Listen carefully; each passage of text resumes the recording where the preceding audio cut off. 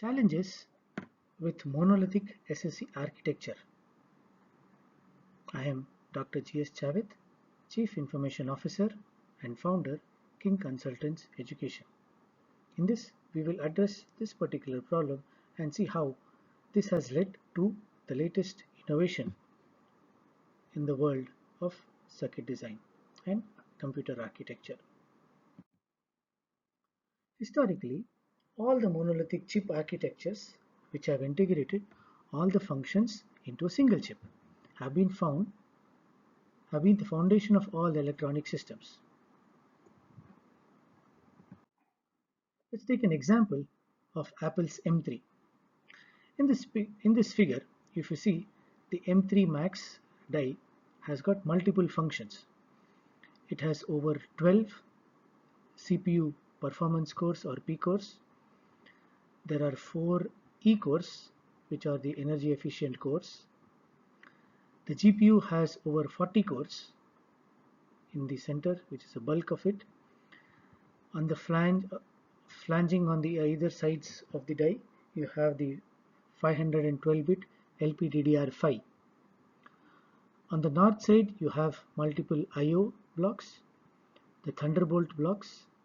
On the corner, you have the display engine, and on the left, you have the NPO engine, and you might find other peripheral blocks not mentioned listed. So, if you see, there are multiple functions on the same die, and this makes the die large. And one of the biggest challenges of a large die is the yield that is going to be the outcome of it.